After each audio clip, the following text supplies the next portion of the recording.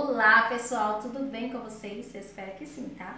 Então hoje nós vamos revisar os assuntos que já estudamos no primeiro bimestre, tá?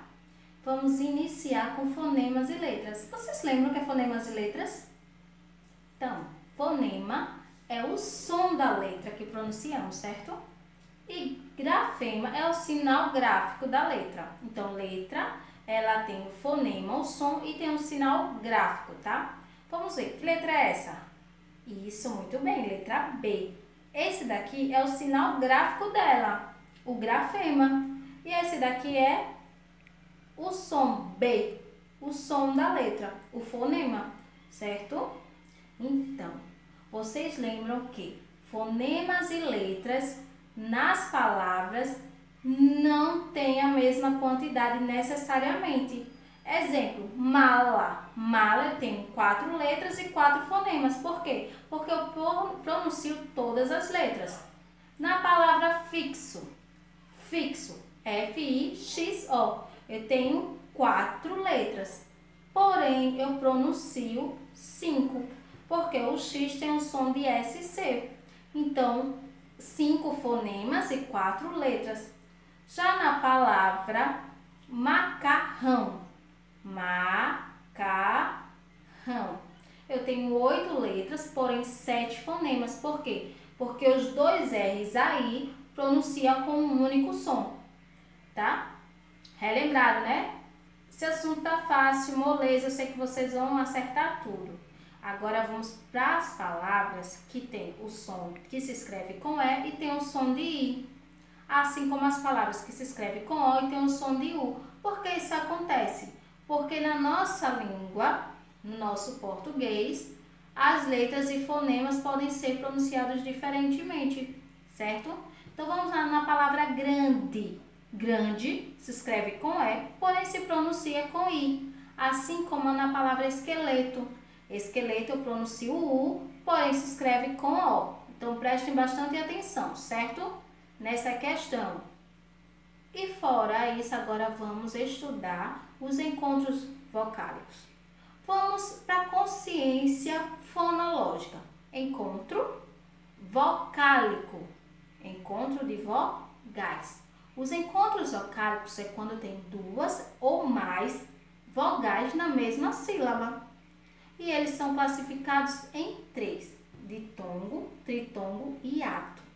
Ditongo é quando tem 2 vogais na mesma sílaba. Por exemplo, para a palavra mamão. O A e o O aí estão juntos na última sílaba. Por isso que ele é chamado de ditongo. Tritongo é quando eu tenho 3 vogais na mesma sílaba. Porém, vocês lembram que a vogal é dividida em vogal e semivogal? Então, o tritongo ele vai ter uma semivogal, uma vogal e outra semivogal. Vamos ouvir a palavra Paraguai. Paraguai. O A e o I aí, ele tem o U é semivogal, o A é vogal e o I é semivogal. Paraguai. O guai, as 3 vogais estão juntas na última sílaba, certo? Por isso que é tritongo. E o hiato é o mais fácil de todos. É quando as vogais estão juntas na palavra, porém na separação silábica elas se separam. Por exemplo, a palavra viola. Viola. O I e o O se separam. Então, por isso que ele é chamado de hiato. Entenderam? Tá certinho até aí? Continuando. Agora, continuando com a consciência fonológica, tá? Encontro consonantal. Encontro, reunião, consonantal de consoantes, certo? Então, vamos estudar os encontros consonantais. O que é o encontro consonantal? É justamente o encontro de 2 consoantes ou mais na palavra. E elas são classificadas em inseparáveis, ou seja, ela não separa de jeito nenhum, como placa. O PL, ele não se separa. E inseparáveis, por exemplo, branco.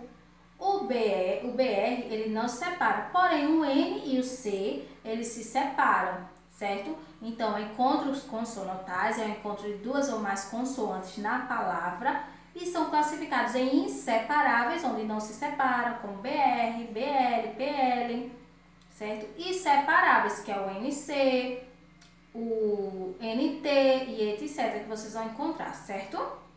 Pronto, entenderam? Ficou alguma dúvida? Faça-nos saber, tá? Vamos para a questão dos dígrafos. Vamos voltar ao assunto de fonemas, certo? Fonemas é o som da letra, tá? E o dígrafo é justamente o encontro de duas letras com um único som. Os principais dígrafos é RR, SS, CH, LH, NH, porque na palavra eles pronunciam um único som. Palavra pássaro, o SS tem só o som de um S, tá? Rato, rato não tem dígrafo, porque o R aí é no início, o R é forte, não tem. E na palavra carrossel, o RR e o SS tem um único som. Então, eles são dígrafos. O ninho, o NH, é um dígrafo porque tem um único som. Os dígrafos, eles podem se apresentar em dígrafos vocálicos e dígrafos consonantais. Certo, Ian? Vamos tirar uma dúvida, tá? O dígrafo vocálico é quando eu tenho duas letras, não necessariamente duas vogais. Por exemplo, o AM, o EM, o IM, o OM e o UM. Eles são dígrafos vocálicos porque quando eu pronuncio na palavra, por exemplo, campo, eu pronuncio o A com som nasal. Eu pronuncio o A com o som do nariz, can, certo? O M aí ele não aparece. Então o AM é um dígrafo vocálico porque o primeiro som que sai é da vogal. E na palavra queijo, o QU é um dígrafo porque eu não pronuncio o U, porém ele é um dígrafo consonantal, porque a primeira letra que se apresenta é a consoante, é o Q, certo? Então vocês entenderam, né? Encontros consonantais, dígrafos. Os dígrafos podem ser os que a gente já conhece, que a gente mais usa, mas também podem ser os dígrafos vocálicos e os dígrafos consonantais, certo? E vamos lá. Vamos estudar o GU e o QU. Por que, tia, é tão importante estudar? Porque o GU e o QU, eles são dígrafos e também eles não são dígrafos. Vamos descobrir o porquê? Na palavra águia, águia eu pronuncio, eu escrevo A-G-U-I-A, águia. Mas eu pronuncio o U aí? Não. Então, nesse caso, o GU é um dígrafo. E a palavra água, água eu pronuncio A-G-U-A. Então, nesse caso, não é dígrafo, porque eu pronuncio as duas letras. Lembra que o dígrafo é quando duas letras se unem com um único som. Assim como o exemplo da palavra queijo e qualidade. Qualidade, eu falo QU.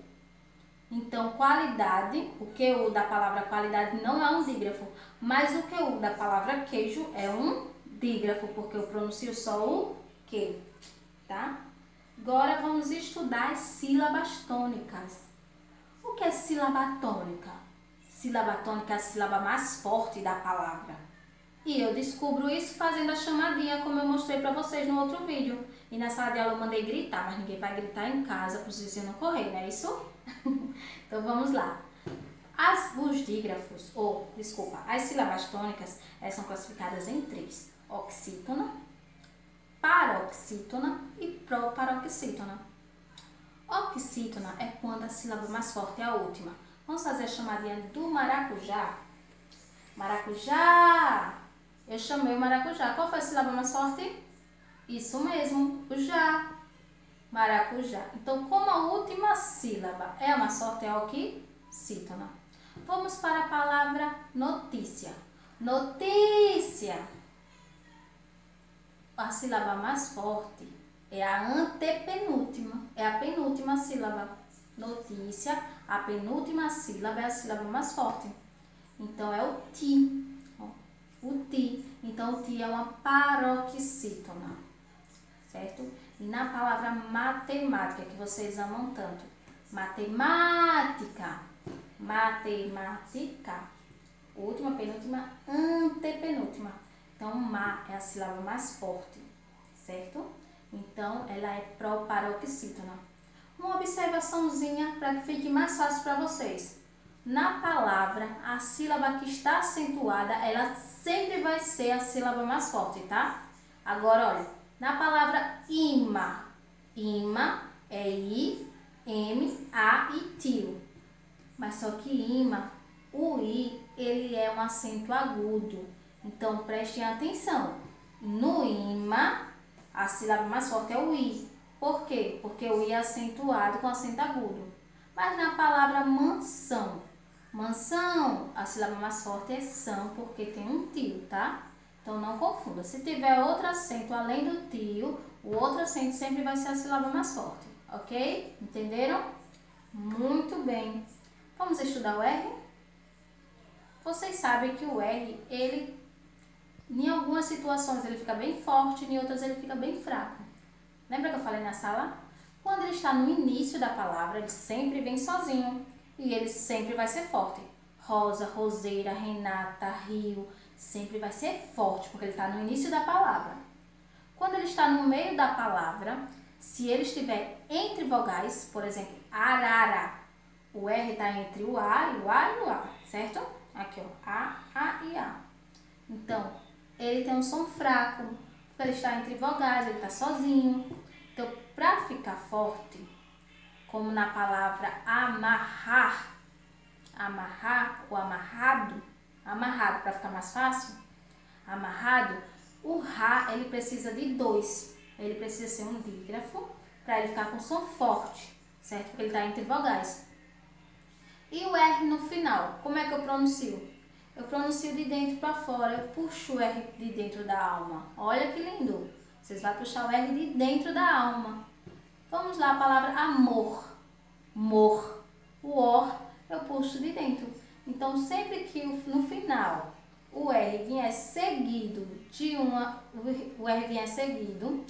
vogal, ele sempre vai ter esse som de dentro para fora. Ar, er, ir, or, ur. Certo, gente? Agora não esqueçam, desde hoje já está liberado no colégio o caderno de atividades avaliativas, tá? Não esqueçam de pegar e até quinta-feira devolver no colégio, para que possamos corrigir, certo? Beijos, até mais!